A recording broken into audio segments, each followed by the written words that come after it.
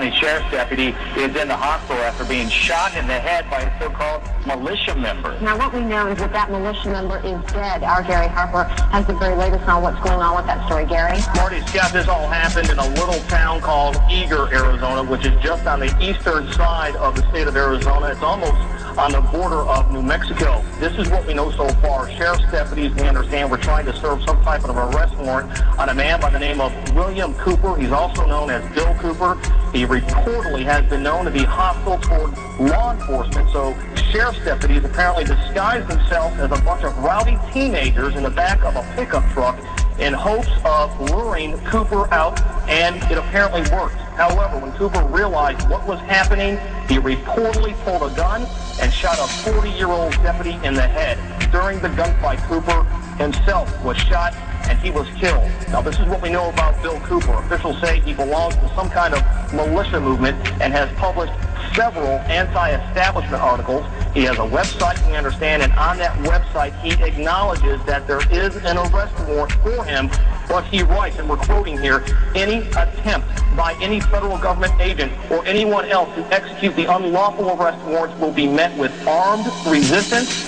Any person who attempts to kidnap our children will be shot upon discovery. And that is apparently what happened earlier this morning. Sometime after midnight, Cooper reportedly pulling a gun and shooting a 40-year-old Apache County Sheriff's deputy in the head. That Sheriff's deputy, we understand, has been flown to Phoenix, where he is in a hospital. We are trying to get his condition right now. We do not know exactly what his condition is, and we understand that the militia member, in this case Bill Cooper, was shot to death. We do have a crew en route to Eager, Arizona, and we'll have a lot more coming up on tonight's news.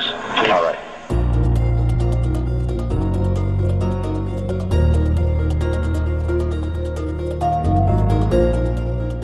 Can't trust the papers, as Bill would say. In fact, within the first sentence of the first article that was written about Bill, the word militia appears. And the name Timothy McVeigh appears. Irresponsible journalism. Bill was not a member of a militia, but he believed very strongly in the Second Amendment, and he did a program on how to form your own militia. And do it legally. This was an extremely serious event, not just because Bill had been shot, but what precipitated this? How did this happen? Was this...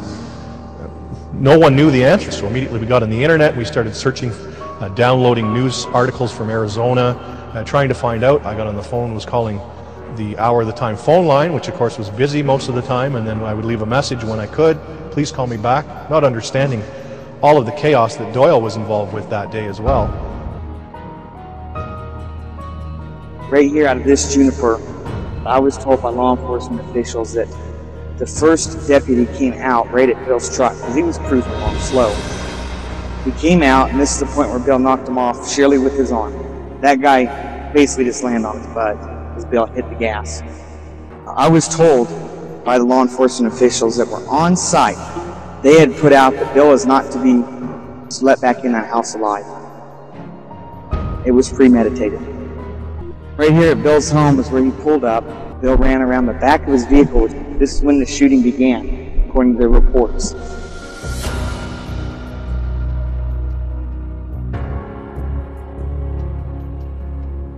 At that point, Bill is approximately halfway in the yard and still running with his back towards him. They claim at that point he began shooting, which was with his right arm just thrown backward, haphazardly pulling the trigger of a .38 7.0 Smith & Wesson.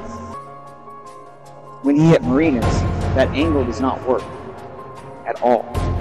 Plus, the bullet hole in the glass of the 58 Chevy indicates a bullet path of approximately this direction through the driver's roll-down window and out the passenger corner of the windshield. At that point, Goldsmith opened fire, hitting Bill several times. Bill fell down right where the porch would start, and the dirt would meet the concrete sidewalk next to the lantern from the front door. According to them, they quit shooting, and he was dead. After Bill was killed, virtually every newspaper article that you would see on Bill, or any report on television or on radio, always mentioned Timothy McVeigh, and that Timothy McVeigh and William Cooper were connected. And Bill was portrayed as an extreme right-wing lunatic that was encouraging the activities of Timothy McVeigh, while in fact Timothy McVeigh did listen to William Cooper and in fact visited him, came up to Bill's Hill to visit him. Bill told him to get lost.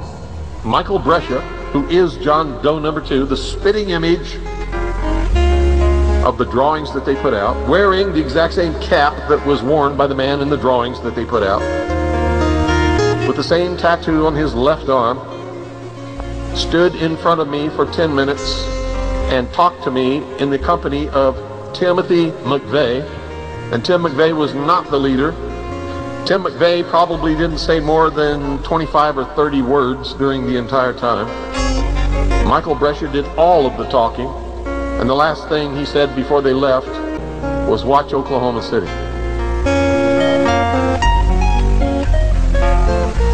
If anyone was in charge, at least on that day, it was Michael Brescia, John Doe number 2, not ever Timothy McVeigh. They told us during that conversation that they were setting out on a mission to make things better in this country, and that they had the approval of the United States Army, who had implanted them with computer chips, had given them their blessings, and knew exactly where they were and what they were doing all the time. Bill was left to lie there in the front yard. Non-lethal devices are the supposed norm in the country and this state. It's supposedly stressed and was verified in newspaper articles afterwards, not even pertaining to Bill's case, just informational articles out of the Arizona Republic. No such device was used, nets, stun guns, anything, all the fancy foams and rubber bullets, none of that. The Apache County coroner, to declare Bill dead and deny him, obviously, medical treatment if he's dead, happened to be Dr. Scott Hamlin. He was not called, theoretically, because he'd be a conflict of interest, which he would be, but I can't believe they used such wise judgment now all of a sudden. So Navajo County had to be called to clear the next county over. And obviously woken up, you know, all this stuff. So there's a huge time frame here. But Bill received no medical treatment. The sheriff's deputies took it in their own hands, and the paramedics, that he did not need to be treated. That he was just gone for good, and that's all there was to it. DPS is wrapping up their all-day-long site investigation. Bill's body has been out there all day, so who knows how it was tampered with. Cameras, nobody was allowed up there. You couldn't get within it to get camera views. Even the helicopters were shunned off, so they couldn't get views of the body. So there's no way to ever tell if it was moved 100 times maybe before the ambulance picked it up. It was then taken to Tucson Forensics Lab for an autopsy.